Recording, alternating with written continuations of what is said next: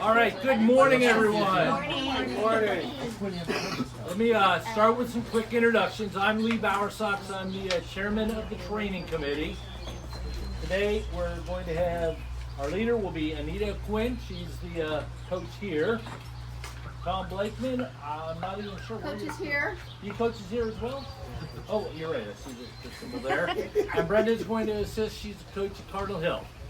I also want to welcome, we have some NVSL board members. I've got Jim Sweeter in the back. He's our chief official. And Mike Schaefer, who's our head of the rules committee. So, I do have a few points I wanted to make here. And then I'm going to turn this over to Anita. So first and foremost, safety first. One of the things that we're stressing this year is cognizance of pools that have less than 11 feet of water depth. These are all in accordance with county standards. They are all perfectly legal, but we just want to make sure that everybody's aware that some of these pools are out there and that you may have to take extra precautions. So one of the things Anita's going to go over is pike saves. Recommend that you start teaching pike saves on day one. Don't wait until the day before you're going to go dive at a pool that has less water in it. Do your training early on so that the kids are well equipped to deal with that. Safety first. Sportsmanship too. The first page of the NVSL handbook, after you get through all the things, the standards of conduct. So please take a look at the standards of conduct and make sure that you're doing that. As the coaches, you're setting the example for your kids. They look up to you. So if you portray good sportsmanship and you're pleasant and inviting to the other team and encouraging, they're going to see that. By the same token, if you're unpleasant and nasty and cutthroat, they'll see that as well. So look for your standards of conduct. I gave everybody a handbook. I think one or two people may have snuck in who didn't have it. Please let me know and we'll get you one. In here, there's this little black tab. That's the dive rules. It's only 18 pages long. Please make sure you read through that and understand it. If you have any questions, you can contact your team rep. You can contact the rules committee if you're having difficulty. Or at a meet, talk to the referee. Make sure you understand the issues. Safe sport training. All coaches who are 18 and older need to take safe sport training, and the team reps have signed up, and they will make sure you do that. There's a link on the website how to get there. Let me know if you have any questions as to how to get to safe sport training if you haven't done that yet. We also have judging and roughing clinics. If y'all would like to attend a judge or a roughing clinic to see what we're teaching to those folks, you're welcome to do that. You won't be able to work as a judge if you're here as a coach, but you can certainly come and just learn if that's what's interested. Want to make sure everybody understands the differences between Cracker Jack meet and divisionals meet. If you send a diver to Cracker Jack, they cannot compete in divisionals. It's one or the other. They're not necessarily direct replacements for one another, but you can't do both. I want to make sure that y'all know that up front so that you don't get surprised at the end of the season when you want to dive somebody up to divisionals who has already competed at Cracker Jack. Dive sheets. Dive sheets have to be turned in half an hour before the start of the meet. Notionally, we start meets at 6 o'clock on Tuesday evenings, which means you should have them in by 5:30. After they are turned in for that half-hour block between turn-in time and the start of the meet, You can make changes to the dive sheet. What you cannot do during that time is to change the age group of a diver. You can't. When my son was diving, he and Carl Bergler, whenever they'd go up against one another, we'd wait till the last possible moment to see where Carl was. If Carl was diving intermediate, we'd dive senior. If Carl was diving senior, we'd dive intermediate, just so that we could get maximized points. It's a strategy, but that has to finish when the sheets are turned in by 5:30.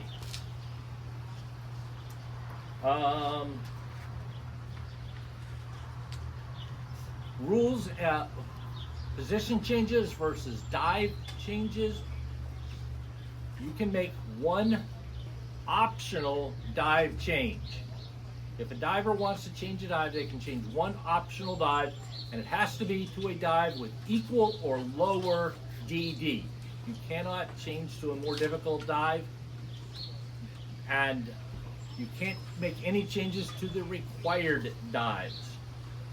For example, a freshman who is signed up to do a front dive cannot change it to a front entry because that's a required dive, and vice versa.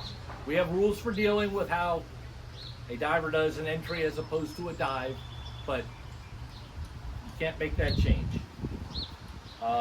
Diving up, you can only dive up one age group.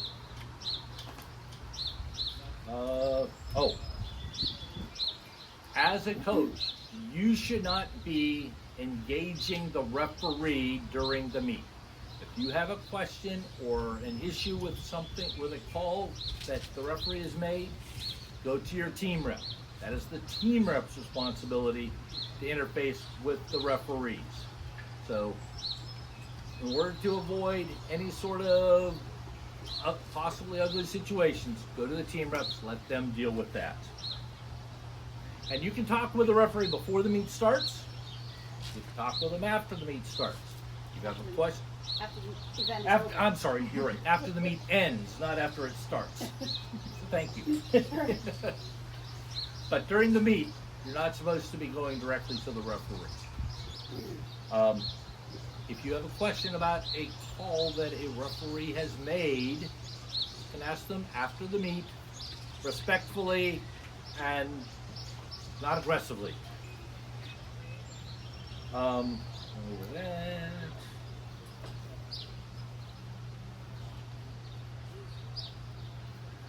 I want to reiterate also that when the dive sheets are turned in, it is the responsibility of the diver and the coaches to make sure the dive sheets are correct. It's not the responsibility of the table workers. They will check them. It's not the responsibility of the referee. He'll check it or have a designated person check it. But if they miss something, the onus is on the coach and the diver. Do you all have any questions for me before I turn this over to this lovely lady? All right, Anita's been coaching for a number of years. She is one of our acknowledged best coaches here in the league, and we're going to rely on her for some expertise. Thank you. I was thinking about how many years that Tom and Brenda and I have been coaching, and I estimated it to be, if you total all three, probably 100. But I'm going to tell you the plan for the day. I'm going to talk fast because I'm nervous when I talk in front of adults. Kids are fine with me. Tom is going to talk, and then Brenda, Tom, and I are going to divide into 3 stations at the pool. I'm going to start with pike saves, and Tom is going to do like fronts and backs, and Brenda's going to do reverses and inwards, and I'm going to do twisting stuff. And we're going to spend about 20 minutes at each station, have you guys switch from station to station, go through all 3 stations, and then I've got some words of wisdom from Tim Fisher that I'd like to read at the end. It's about 3 minutes long, and then we'll say goodbye. All right, please, please, please read your rule book. First thing you should do every year is read it before the first meet starts. Get a highlighter out, highlight the things that you will be looking up through the season, so that you can find them easily, because there will come a time when you want to look something up and you can't find it. So highlight. Safety should be your main focus. You need to focus on their physical and mental readiness. One of the things that we don't think about, because we've been diving forever, is keeping water out of our noses. Little kids, man, even middle schoolers. I've run into them, they're all holding their nose because they don't know how to keep water out of their noses. And if you see kids holding their nose, go back to the whole, let's sit on the side of the pool, be in the water, lower yourself and blow bubbles out of your nose. They need to learn it. They're not going to inherently figure it out by themselves. A lot of little stuff to teach. I get really nervous when I have very young divers in the deep end. My youngest has been 4. Going off the diving board and swimming to the side makes me a little nervous. So my policy is I have an older diver with a kickboard in the water, waiting at the side. When the little goes off the board for the first time, that older diver swims over with a kickboard. They're not a lifeguard. I don't want them to be responsible for saving the kid. I just want them to offer the kickboard and see if the kid needs it. If the kid can swim to the side by themselves, I'm a happy camper. But until I'm comfortable with that, I'm having an older kid who's already wet and in the water, hanging out there with the kickboard. Have a plan for your practices. Don't just wing it every day. Don't always start with front takeoffs. Sometimes change it up. Start with back takeoffs. Sometimes start with inwards. Sometimes let the kids choose where they start. Each individual can choose where they start. Gives them a little more ownership of their diving. We do have a suggestion on meet days. We do one of each meet dive in meet order, repeat. One of each meet dive in meet order, repeat. You're more likely to have them show up at a meet knowing what order their dives are in. And the thing that you're going to be asked the most on meet days, what's my next dive? What's my next dive? You know they're going to ask that. So doing this helps you a great deal. Helps them a great deal, helps you a great deal. Plan for rainy days and cold days. Have some diving specific dry land activities.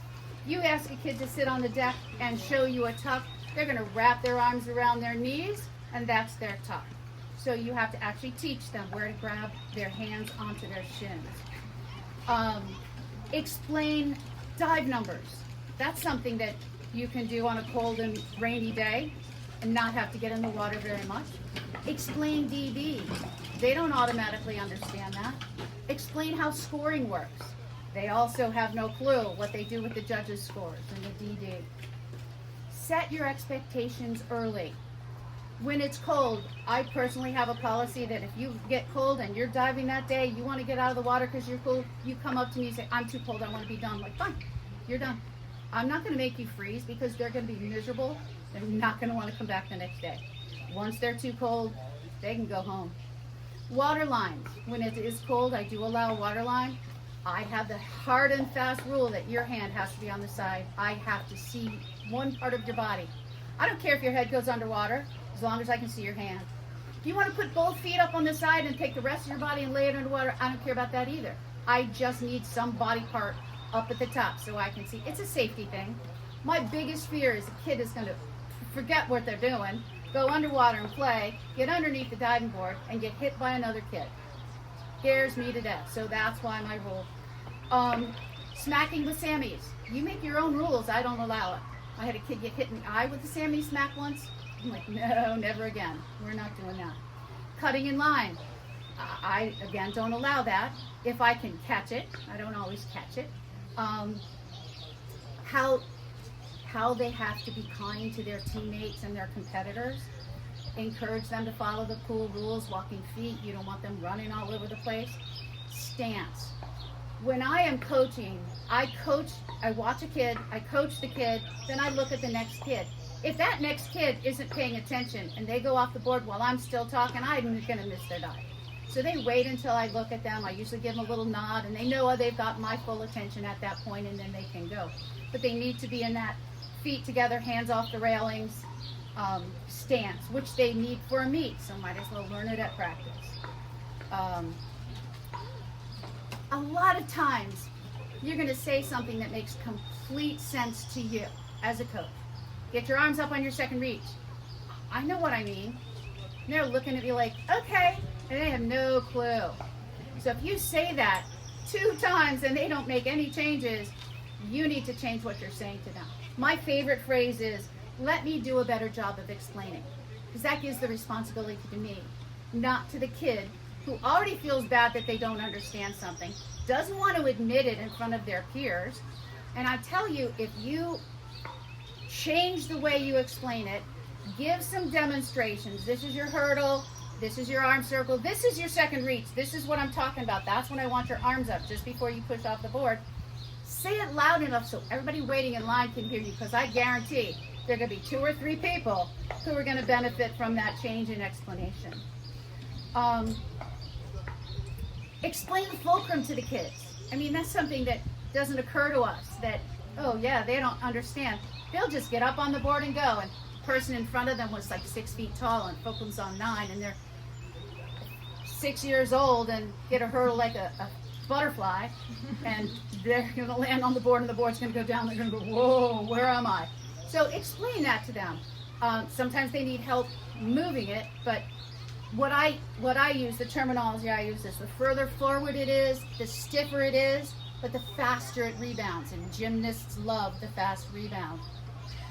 The farther back it is, the bouncier it is, but the slower it is. And they need to understand that about the fulcrum. Before the first meet, explain a balk. They do it in practice. We don't really call it a balk in practice because we accept it, we understand it, but they need to understand that there's a penalty involved. They also need to understand that if it's a dangerous situation, I'd much rather you balk than get hurt. So, I'd like you to land on the end of the board and not balk, but if you're gonna, if you're a foot back from the end of the board, balk. I'll take that rather than a failed dive or a hurt, injured diver. Use the resources that are available to you, digital, written, human, to help you to become a better coach. If you run into a coach at this clinic or a coach at one of your meets and you think, gosh, I really like some of the things that person said, our names and phone numbers are not in the rule book, but our team reps are. If you know what pool that other coach is from, you can get a hold of their team rep, they can get a hold of the coach, you can then get some good advice and some help if you want. Recruiting, I have had some very small teams in my life. I'll go to the pool on a weekend, sit near the diving boards, watch the kids going off the board, see a kid that does something really cool. First question, excuse me, are you a member or a guest? Because if they're a guest, you can't put them on your team. If they're a member, talk to them about, wow, you did a really good job. You might want to consider being on the diving team. If it's okay with your parents, I can help you today. Give their information about when practice times and see if they like it. Tell them they can come and decide if they like it. If I say, come to the practice and try it out, they think it's a tryout. And they know what these kids have been to tryouts before and they didn't make the cut and they get all bent out of shape. I've never cut a diver. I don't think any of you have either. Kid wants to dive, we take them on the team. So be careful using the words try it. Just say, see if you like it. Because if they like it, they're in. Fear. Boy, that's a hard thing to deal with. Accept that you as a coach cannot control it. You cannot force them. They have to want it more than they are afraid of it. Physically ready, but not mentally ready, is a situation you will find yourself in, where the divers are doing a flip that's above the board on the kick out, but they're too afraid to do a 1.5. Make a plan to help them get over their fear. They're not just going to do it naturally. Explain to them that it's all in their head. They're the ones that have to fix it. You can give them strategies to use. I call it videotaping with your phone, but I guess it's not videotaping, it's just recording with your phone. I'm just really old. But that's the only reason I would have a phone at my practice, is to videotape a kid, or hand it to one of the other divers and have them videotape it. So they can see, this is what I see. This is why I'm asking you to do a 1.5, because I can see that you can. Allow them to, ask them if they're allowed to watch YouTube videos. Some parents of little kids don't let them. asked them if their parents would watch some diving YouTube videos with them to help see what it's going to look like. Mental practice, also known as visualization, where they close their eyes, relax, watch themselves like they were watching a video of themselves doing the dive. Doug is here. Do you have overhead rig at George Mason for 1 meter? I sadly do not. Okay. I'm trying hard. There are 2 clubs in the area that do, and I just didn't know whether you did or not. I looked online to see if you had any pictures, and I couldn't find any. It's a wonderful tool. Alexandria Dive Club and Dominion Dive Club both have spotting rigs over the board. You can't use them, but your kids that are in need of help with something specific can contact those clubs online, ask for a drop-in session. It'll cost them some money because they're paying for the coach's time and they're paying for insurance, which they're not going to let you go off the board without insurance. But if you have a kid that can't do a 1.5 and you have them go to the pool and get put in a belt, they can learn a 1.5 their first try. They'll have it for the rest of their lives. Worth the price they pay. Let's see, where am I? Wetsuit vests. We use wetsuit vests with our kids. They can use them whenever they want to. They do not take 100% of the pain away, but they take a lot of it away, and they take a lot of the fear away, because that's mostly what they're afraid of, is smacking. I get mine on Amazon. I think Walmart online has them. I've never seen them in the store. And another thing you can suggest is to just try it once. Sometimes they'll think, if I only have to do it once, maybe I'll do it. If you're gonna just do one, if you're gonna make me try it again and again, I'm not going to. I keep my dives for all my divers on a spreadsheet. This is a spreadsheet from last year. I don't know if it's a spreadsheet or just a table, but I write the diver's name and their age and what I have to do for their age group, and I wrote their dive numbers for each meet that we have. And this is how I stay organized. Tom does all of his on his phone because he's way younger than me. That way I can look on my phone and look at the Google Docs and see their dives. But, yeah, if I have to It do, sets you ready for Cracker Jack and you gotta make sheets. It's a little helpful. if I'm making sheets, I'm making them on the weekend before Monday, because I want them ready at Monday practice and Tuesday practice. Because you will find, surprisingly, that some of the kids that you want to put in the meet, oh, I couldn't make it to practice, I overslept, and you're like, well, what dives are you doing? So it's easier to have it all in advance. I give rewards. I give a big candy for a new dive, ring pop, Tootsie Pop, blow pop, airheads, something, big candy. Keep it fun. New Dive Donut Day, one of my favorite days of the year. We try to do it between the first and second meet. We have a huge team, so we buy 10 to 12 donuts. If you call in advance, they will take your order and have them boxed and ready for you when you show up. Your team reps will probably be able to spring for some of that donut money. I give a donut for a new dive, and I count a new position as a new dive. So if you do front dive straight and you've never done a front dive tuck in your life, I'll count that, get you a donut. I give 2 donuts for anything 2.0 or higher. I give 2 donuts for anything reverse. You'd be amazed what kids will chuck for a donut. I had an 18-year-old, 18 and under, earn a dozen donuts one day, and he was not one of my best divers. He was just willing to chuck anything for a donut. I think he did a back and a half that day. I don't think he ever did it again in his life, but it was worth 2 donuts to me to watch it. Another thing, I mean, we've all thought, gosh, if I could just hold a pole out in front of the board and make them dive over it. Well, you can't do that, but you could have a hose of water and spray the water in front of the diving board. Let them dive over it. Let them jump high enough to touch it. Just aim it wherever you want it. Really fun thing for the kids. And of course, you spray the ones in line, just for fun. We do give paper plate awards at our pool at the end of the season. We get to hang them on the fence with clothespins so that everybody gets to look at all of them. Now, Tom is way more fun than I am, so he's going to start with fun stuff. Hello. My name is Tom. I've been coaching in NVSL for about 40 years. Reed is my coach. I've known her since I was 9 years old. No, you're my coach, always and forever. And so I learned about her from one of my friends at Rutherford, and then got started. And then I dove in college at ODU, and that was it. My parents got us into diving because we were scaring her, as some mothers will get scared of their little kids diving off the board crazy. And then she's like, ah. And so then came diving, and then the rest is history. Couple of things I want you guys to think about. This is a developmental league. Okay, so quick poll. How many of you are U.S. divers?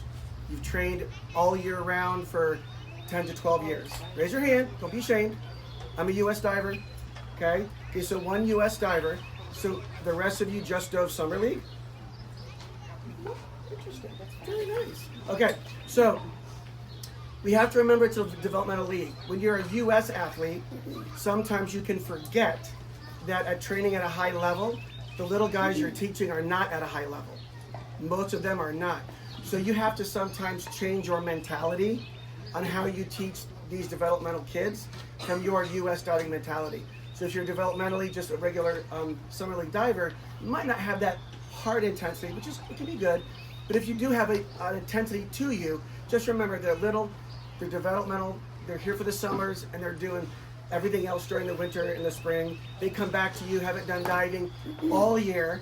So they're going to take time to rebuild. Give them that time, slow in the beginning, slowly developing that front flip to the 1.5 to maybe the double that will come back. Okay? Because they all have to reset and find their rhythm again because they don't have it. They're off balance. It's different. Maybe they've grown taller, 11, 12-year-olds, 13-year-olds. So just give them that grace. And remember that they're just learning and it's developmental, okay? On the pool deck, even at meets, they mentioned being a good sportsmanship, also be professional, okay? When you're young and under 18, or even at 20, 21, 22, 23, you're still learning to be professional, okay? And it takes experience as well as in the moment consequences that happen. So just remember, if you are 19 and you got an 18-year-old diver, he's not your friend. Maybe he was your friend when you were on the team together, but he's not your friend while you're coaching. If you act like friends, talk like friends, have friend conversations, then it's not okay because you're not. You're their coach now. So you have to really make sure that you hold those standards and lines. I heard a coach or a lifeguard talking to an 11-year-old and a manager about this makes you drunk, but this makes you hammered. And I'm like, what? So I was like, yeah, I don't think that's an appropriate conversation at the front desk. So your children and you're young, you're going to make mistakes, but just try to think about where you are and the words you're going to use, okay? Be professional. Respect the parents, respect the children. All right, get permission to video, okay? You can say from the child, but the parent might not want you to. And that's a thing. I taught kindergarten for many years. There are kids that opt out of being in the yearbook, and they opt out of being videotaped or photographed, and they don't want it. So if you're going to videotape a child in practice, get the parents' permission.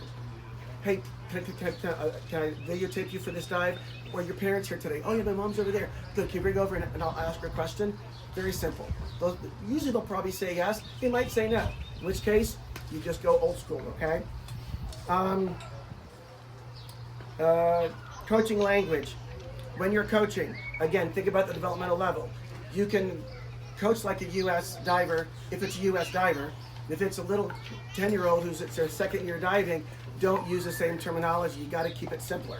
So make sure they can understand you. As Anita was saying, if they say yes, which they will, they'll say yes a lot, they don't always understand. But you'll figure it out after the fourth time of, where's my correction? Then you have to rethink, what am I not doing that's getting the information across, okay? Compliments and corrections. Lots of compliments, correct. Sometimes I just say, love it, amazing. That's it. They don't need a correction every single time. So just give them that correction, but I always say, oh, can you, I'm not sure you could jump higher. I love that. I want that hand grab on the entry. Legs, amazing. Octopus arms, please put them down by your side. Use funny language. I've been doing it for many years. I taught kindergarten for 10, so I just have my language, and if they're having fun and smiling, they will come back. My largest dive team, 100 divers. Because if you make it fun and enjoyable, they're just gonna wanna come, okay? So think about that coaching language. And be appropriate. Personally, I say squeeze your bottom. I don't say butt or anything like that. I just say squeeze your bottom. They might not know what that means. So, it's a muscle. And I coached gymnastics for over 30 years as well. I still do. So if they don't want to squeeze their bottom, you got to show them. Show what it means. Lay on a flat chair and then lift your hips and squeeze your bottom. Or I can show you back on the match. They lay on a chair, you grab their ankles and you lift them up. They're in a pike position now. So you say now squeeze your bottom and lift your hips. And then they can start to do it. They don't know what it's like, make it a drill. Put something on the ground and then let them put heels up and squeeze their bottom for 30 seconds. So they can practice squeezing that muscle. And then you might say squeeze your core.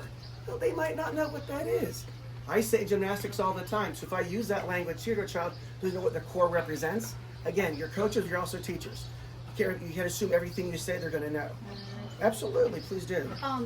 We didn't realize that the gazebo is rented at 11 o'clock. So we need to be done by at least 5 of 11 to move. And if you guys will grab a chair, you just took them from these tables and help us so that we can get out of the way of the next group Absolutely, that needs our and we can gazebo. make that happen. We just thought you were stalking.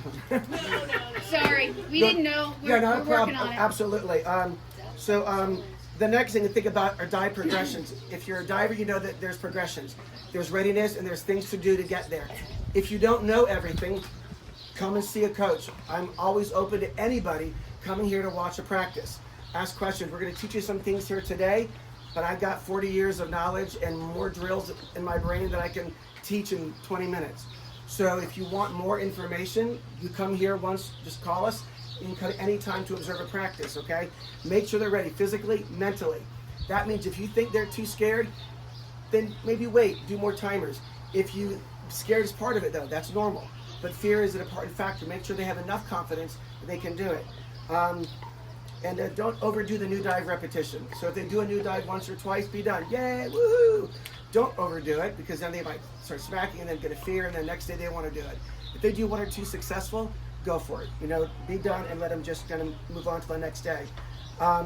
Always build your reps.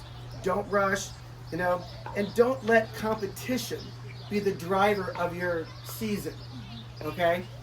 Too many times over my years, I see dives in a meet, as from my experience, that should not be done. And that's where the coaches are, with respect, are young, don't fully understand the ramifications, and they're just, if you have a high accident rate at your pool in diving, you're doing something you need to fix. If your kids are smacking the water more than you think they should, what are you doing as a coach to make sure they don't smack? Because sometimes we do. You learn a double, out too early, you're laying in bed, you're gonna smack. But there's normal smacking and then there's smacking because you're just not ready. So you have to always be careful of that, okay? I always tell my kids in PE, the score is always 0-0. If my kids are fighting about a score in PE, then you don't know why we're here. Because I'm not here to train professionals or to create athletes. We're playing a game, learning about strategies and other things, not about the score. In the developmental league, the same thing. I could be in last place in the 8th division and not care. I'm also 54 now, so I've grown into that. I was more competitive when I was younger. So just remember that. Being last in division doesn't matter. Guess what? You still got a team for next year. They're still going to learn and enjoy the sport. That's what matters the most, okay? Head position. Please make sure their heads are good before learning new dives. Inwards. If I see a kid looking down, they are not ready. If I see a kid doing back dive like that, they are not ready. I have progressions for back dives and inwards and jumps to make sure they're ready to try it before they do that. Getting scared means they made an error and they have to fix it. And if they're making it because of lack of head position, lack of takeoff progressions, then don't stress about it. Don't do an inward because you need that dive. What I do is, is if you only need how many dives to dive in an A meet? Freshman, how many dives? 3. Wrong. Sorry, I didn't mean to say it like that. I'm sorry. I'm so sorry. So sorry. Junior. 4. No. 3. Because you can fail one dive. Trick question. And still be in the competition. You fail 2 dives, now you're disqualified. So if I need a diver in intermediate girls and I've got a girl that has 4 dives, you're diving. And I tell her in advance, now listen, if you fail another dive, you're disqualified, but I don't care. But her dive's usually pretty good, that she'll be fine, usually, right? If it does happen, she's prepared. So you can put divers in a meet. See, I don't care about the victory. I care about the experience and the fun enjoyment. And so if I have space for 32, I've only got 26, put them in there. Because that's what it's about, okay? Does that make sense? And then you can fill your roster too. And if they only have one diver, you get an extra point, okay?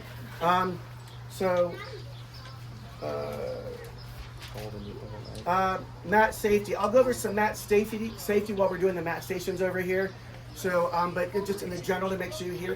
Who here has mats at the pool? Okay, panel mats. Okay, who has only one mat? Who has 2 mats? Who has 3 mats? Who has 4 mats? Okay, so I'll go over. So just set expectations for your mats and all your rules. You know they're slippery when there's nothing on them.